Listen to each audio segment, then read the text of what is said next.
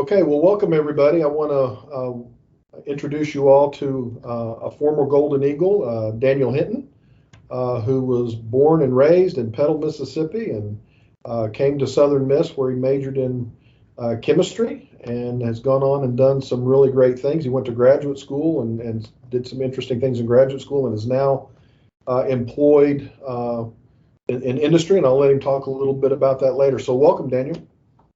Hey, thank you, Dr. Masterson.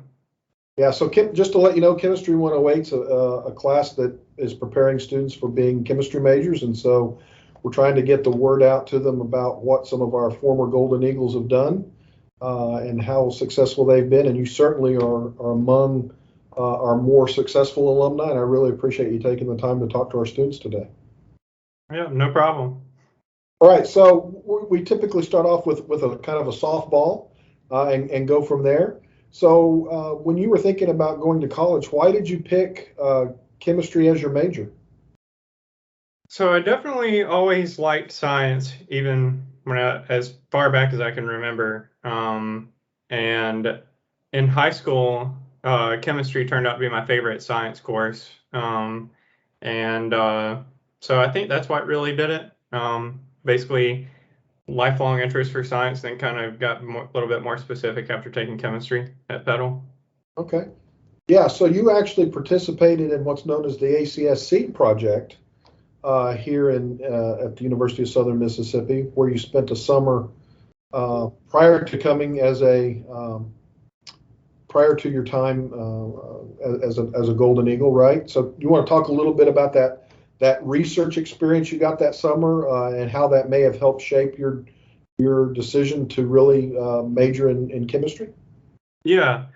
The way that I think about it, that was one of the best experiences for me. I learned a lot. Definitely solidified a lot of things for me. So I I think that that research experience is part of what made me decide that I always wanted to go the graduate school route and not the med school route. I remember I, for instance, never took the MCAT or anything like that. Never even took it. So I think had I not done that, I probably would have been a little bit more indecisive and been exploring things more. But I think that's what it really did for me, was make me realize that I love research. Okay. So up until the ACSC project, then you were maybe thinking the med school route versus graduate school or just a job.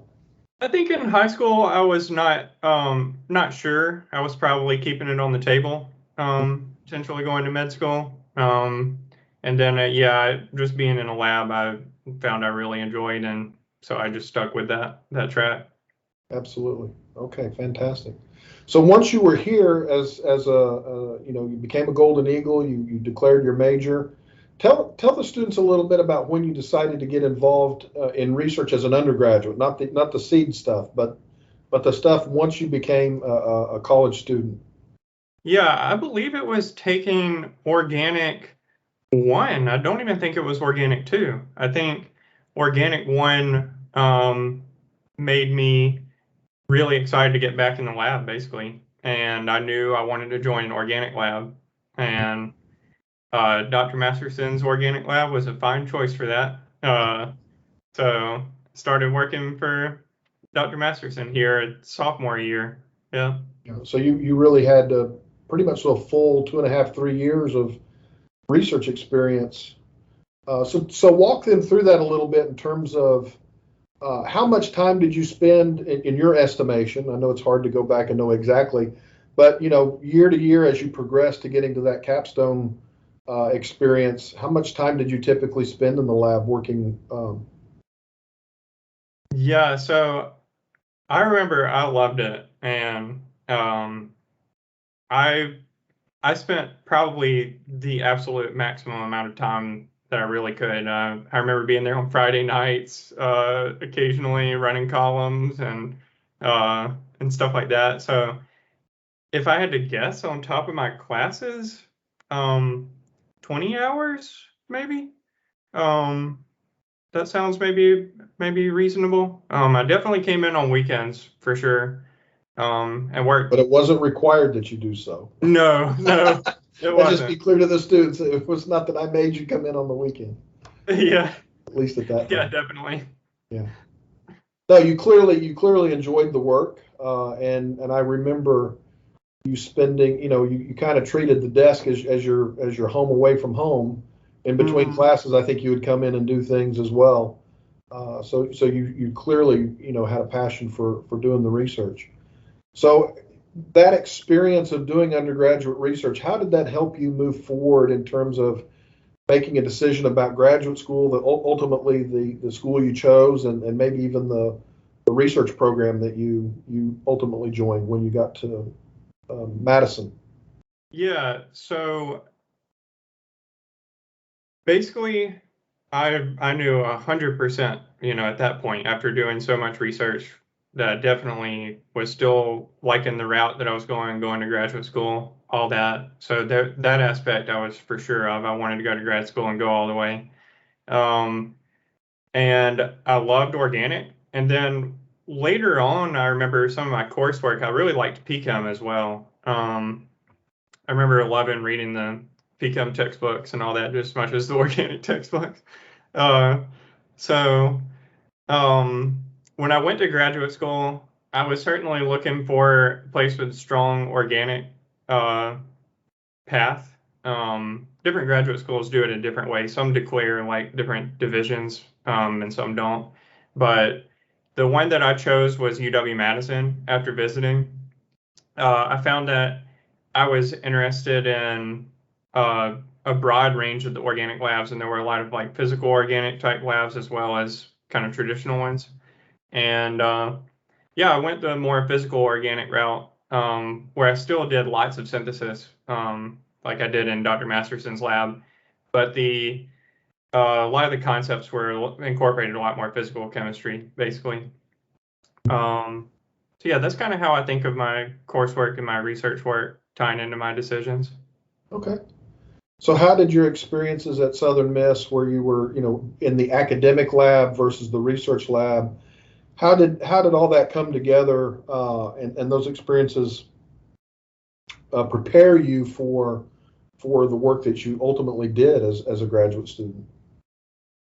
Oh yeah, so research is definitely the best way to prepare for grad school, hands down.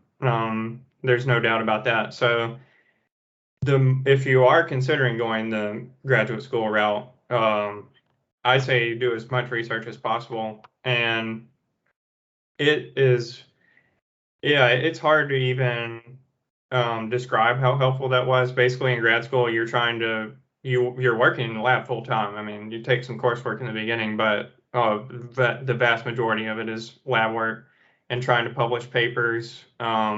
Knowing how that process works and knowing, what's a publishable amount of work versus what's not, what's kind of considered interesting and not, those types of questions.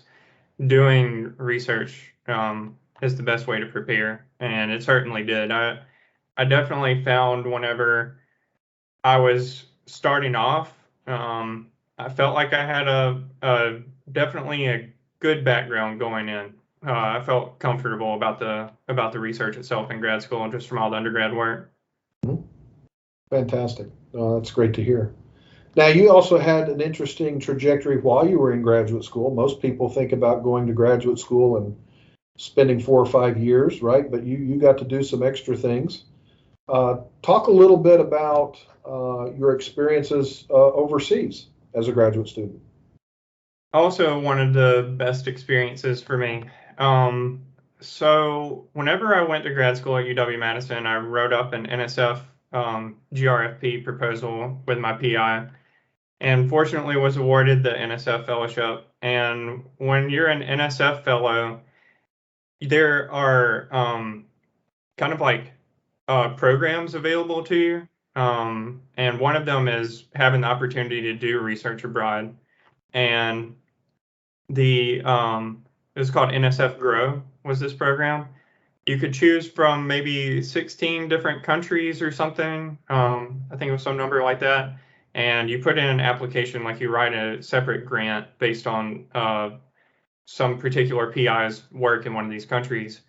And I've always had a particular interest in Japan, just personally. Always wanted to go there, and it seemed like I may never get that opportunity again if I didn't seize upon it. So I went for it. I emailed some professors in Japan whose research, like papers I'd read and everything, and wrote up a grant with a PI named Keisuke Suzuki, who does a lot of like total synthesis and very classical organic research. And I wasn't there for a long period of time from the standpoint of like total synthesis. I was there for 3 months. But from the standpoint of just seeing how different cultures approach science, Japanese and other like Southeast Asian students were there. And just seeing how, it was just incredible seeing firsthand how the same process applies no matter where you are in the world. You see it firsthand, still works the same, but people approach it in different ways, and that was really cool. And then just from a personal standpoint, living in Tokyo was just fascinating. I was just like constantly amazed by everything. There's just so much to learn. So it was incredible. I don't know if I've ever learned that much in 3 months. Just so many facets of everything, just constantly being stimulated. Yeah, no, that I can only imagine. So, a lot of students are reluctant to study abroad or to take on those international experiences. Can you talk a little bit about that? I mean, did you have any reservations? Did you know the language? Were what was your kind of frame of mind as you were thinking about doing that kind of thing? Yeah, it's a good point. So I had studied abroad briefly in Jamaica. We had a professor in the chemistry department when I was here that had a kind of like medicinal natural products chemistry type brief study abroad. It was just a couple of weeks in Jamaica over winter break. I participated in that, and so I guess that kind of got my toes wet a little bit. But it is still a scary thing. I know that I had doubts. I was wondering if it's really okay. I mean, it feels weird because that's not the typical route, like Dr. Masterson said. Most people stay in the lab and work in the lab, publish papers in grad school. So I was worried like what that would do in my relationship with my PI. I was worried about a lot of things, but ultimately, I put those doubts to rest by having the conversations with my PI, by just weighing the pros and cons. I felt like I may never get the chance again. And as an aside, the pandemic has kind of potentially proven that. I'm very thankful that I went ahead and did it for this reason as well. But I was not extremely fluent in Japanese by any means. I could say some phrases and a little bit here and there. Um, but through my research, one of the reasons I chose Tokyo over say a different city in Japan is because a lot of people speak English at least somewhat well. So that helped a lot. So I guess like that may be a piece of advice. Like if you are worried about things like that, there still will be barriers. It's still not the same. But maybe go with an English-speaking country or city if you are concerned about that. Okay, fantastic. Thanks. So now let's talk a little bit about. So you spent your time in graduate school. You're now Dr. Hinton. You chose to go into industry over academics. I think a lot of people think of getting a PhD to go be a PI at an institution, but a lot of folks with PhDs in chemistry actually do end up in industry. Can you talk a little bit, without sharing anything that you can't talk about, of course, but I mean, can you talk a little bit about what industry you're in and kind of what you do on a day-to-day basis and why it was important to have a PhD to do what you do? Yeah, so basically, I guess like I chose industry largely because even after grad school, after all the hours in the lab, I still just feel best when I'm actually in a lab physically. I feel like. Um, personally, I was not, I didn't feel as enthusiastic about teaching as I did about actually just working with my hands. So I think that's probably that was the biggest thing for me. Um, and the PhD is helpful in industry because not only like almost philosophical level, just how to, it teaches you how to think properly. I think how to, yeah, basically how to be a better critical thinker and problem solver and work under stress, those kind of like big picture type things. But more specifically in industry, um, to have a lot of room for advancement, a PhD helps. There can be kind of a wall that you hit depending on what company you work for. If you don't go all the way, say if you only have a bachelor's degree, um, I, I know that some companies have a certain level, like pay grade and certain promotion level where you just can't surpass. Even though, I mean, I personally would respect someone who had a bachelor's degree and worked hard, for an extended period of time. Unfortunately, it just depends on the company. So those are, and then like the actual work that I do, I work at a small company, and when you choose an industry, basically separate into small, medium, or large size companies, for the most part, is how people think of it.